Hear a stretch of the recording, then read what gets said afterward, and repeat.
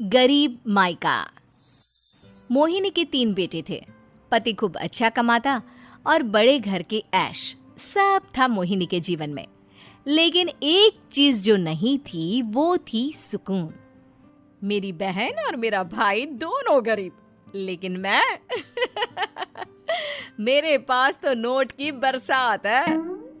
तभी मोहिनी की बहन वीना उसके दरवाजे आ जाती है। अरे मोहिनी, कैसी है? मेरे घर में ना सिलेंडर खत्म हो गया है। तेरे पास तो इतने पैसे हैं, भरवा देना मेरा सिलेंडर। पैसे जैसे ही आ जाएंगे मैं दे दूंगी। तभी मोहिनी का पति राकेश आ जाता है। क्या है विना, ये अपने घर की परेशानी हम लोगों के घर ना गाया करो। तुम्हारी बहन को तुम लोगों पर तरस आ जाता है और वो पैसे देने लग जाती है। मुझे ये बिल्कुल पसंद नहीं है। ओ जीजा जी, नहीं, मैं तो वो बस अच्छा, मैं चलती हूँ। वीना वहां से चली जाती है। उसके जाने के बाद अच्छा किया जो आपने सुना दिया। अरे न जाने क्या सोचकर मेरे घर आ जाती है कि जैसे यहाँ तो भंडारा भरा है। अरे कितना तो दे दिया। अच्छा जी, जरा 1000 तो देना। वो बिन्नी दीदी है ना, उनके घर जा रही हूँ। उनका पोता हुआ है तो मुंह दिखाई दे दूंगी। हाँ, उन लोगों के आगे तो शो ऑफ किया करो। वो खुद को बड़ा अमीर शो करते हैं ना, दिखा दे कि तू भी किसी से कम नहीं है। हाँ जी, इसी के लिए तो जा रही हूँ। मोहिनी तैयार होकर अपनी बुआ की बेटी के घर जाती है, जहाँ उसके पोते का कार्यक्रम चल रहा होता है। वहाँ वीना भी आई होती है। अरे वीना, क्या जरूरत थी यहाँ आने की? तेरे घर पर गैस नहीं है तो वो भरा लेती। क्या करूं मोहिनी, बुआ को बुरा लग जाता नहीं जाती तो। वैसे मेरे पास एक जोड़ा बच्चे का कपड़ा रखा था, वही अपनी चांदी के पायल के साथ देने जा रही हूँ। घर पर गैस थी नहीं, सोचा परिवार यहीं खाना खा लेगा, बाकी सुबह का सुबह देखा जाएगा। मोहिनी को बहन पर दया आ जाती है। वो पर्स से 1000 रुपए निकाल कर दे देती है। ले विना, लेकिन पैसे वापस कर देना, तेरे जीजाजी हिसाब लेते हैं। मोहिनी भी क्या करती, गरीबी में बहन का सहारा ही उसके जीवन जीने का आधार था। फिर एक रोज, सुनिए, भाई के घर बेटी हुई है, मुझे माँ के पास जाना होगा। अरे उस घर में ना कूलर है ना एसी, कैसे रहोगी तुम? हाँ, वही सोच रही हूँ कि अकेली जाऊं, बच्चों को साथ ना ले जाऊं। चली जाओ, लेकिन ये जो तुम अपने गरीब परिवार से मिलने चली जाती हो ना, मुझे बिल्कुल अच्छा नहीं लगता। पता नहीं मैं भी कैसे मैनेज करती हूँ, लेकिन क्या करूँ। मोहिनी भाई भाभी के घर आती है। मोहिनी, कैसे आना हुआ? तू यहाँ हम लोगों के घर रह लेगी या फिर किसी होटल में रहेगी? क्या हो गया है माँ? मोहिनी को क्यों ऐसे बोल रहे हैं आप? अरे तू नहीं जानती अपनी ननद को, पैसे वाली है ना, तो ऐड कुछ ज्यादा ही है। मोहिनी को माँ की बात का बुरा नहीं लगता है, क्योंकि उसे पता ही नहीं चलता कि माँ उसे जली कटी सुना रही है। वो भाभी की बच्ची के साथ लेन देन करती है और वहाँ से चली जाती है। उसके जाने के बाद, माँ, क्यों आप मोहिनी को इतनी सारी बातें सुनाती हो? भाई का बेटा बोल पड़ता है। माँ, क्योंकि दादी जानती है कि बुआ के अंदर घमंड है। सही बोल रहा है मोहन। बहू भले तुझे ना दिखता हो, लेकिन मुझे और मोहन को दिखता है कि वो कितनी घमंडी है। मोहिनी मायके आती है, जहाँ गरीबी के कारण चीजें कम होती हैं। इस मोहन के बच्चे को काम पर लगा दो ना, किसी दुकान या किसी होटल में। बर्तन धो लिया करेगा, कम से कम 4 पैसे और आएंगे घर में।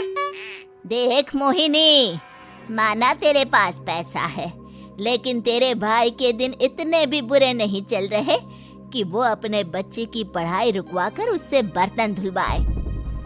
मोहन माँ की ओर देखता है, जैसे आंखों से बोल रहा हो, देख लिया बुआ का हाल। हाँ मोहिनी, बात तो सही है, लेकिन अभी मोहन को पढ़ना है। आखिर तुम भी तो अपने दोनों बेटों को पढ़ा रही हो ना। मेरे बेटों से कैसे कंपेयर कर सकती हैं आप? अरे वो तो कलेक्टर बनेंगे।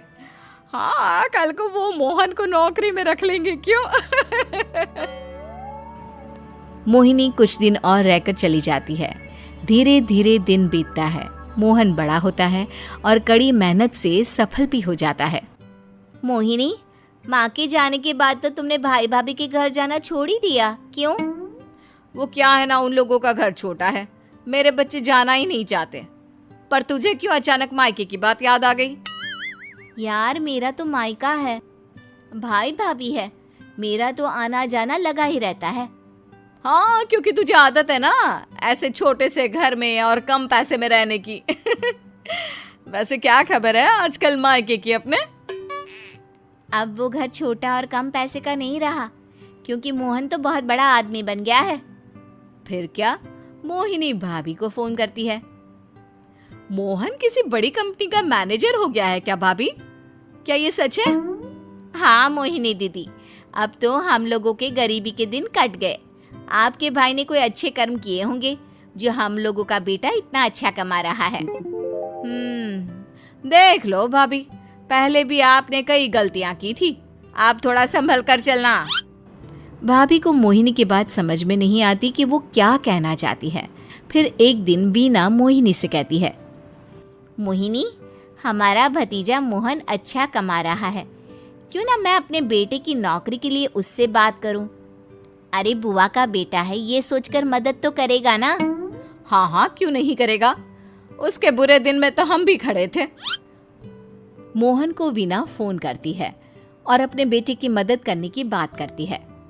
हाँ हाँ बुआ, क्यों नहीं, आप सिद्धार्थ को भेज दें, मैं अपनी ही कंपनी में उसकी नौकरी करवा देता हूँ। दिन बीतते हैं, अब वीना के हालात भी अच्छे हो जाते हैं। क्या बात है वीना, तूने भी कार ले ली, वो भी इतनी अच्छी? हाँ मोहिनी, अपने भतीजे के कारण तो हम लोगों के दिन अच्छे हो गए। उसने सिद्धार्थ की नौकरी लगवा दी है, वो भी शानदार। ठीक है, लेकिन पैसे ख्याल से खर्च करना। वो क्या है ना, पैसे आने आसान है लेकिन संभालने मुश्किल। मोहिनी घर पर अपने पति से बात करती है। देखो ना, सबके पास पैसे हैं, एक वक्त था जब मैं ही अमीर हुआ करती थी। लगता है कि ज्यादा दिन नहीं रह पाओगी, मेरी नौकरी को कुछ साल ही बचे हैं और तुम्हारे दोनों लड़के निकम्मे हैं। उन लोगों को बोलो ना कि नौकरी करे। तभी वहां मोहिनी के बेटे भी आ जाते हैं। अरे हमें क्या मोहन समझा है, जो दिन रात गधे की तरह काम करते रहे? खैर, दिन फिरते हैं और मोहिनी के पति की नौकरी भी खत्म हो जाती है। मोहिनी क्या करे, थोड़े से पैसे में गुजारा नहीं हो रहा है। तो क्या करे, मेरी समझ में कुछ नहीं आ रहा। मोहन को बोलो ना कि वो इन दोनों के लिए नौकरी देखे, जैसे सिद्धार्थ के लिए नौकरी देखी है। मोहिनी क्या कहती, उसे अपने वो दिन याद आ जाते हैं जब उसने भाभी से मोहन को नौकर बनने की सलाह दी थी। क्या हो गया, क्या सोच रही हो मोहिनी? यही कि वक्त कभी भी किसी का भी पलट सकता है, ऊपर वाले से डर कर रहना चाहिए।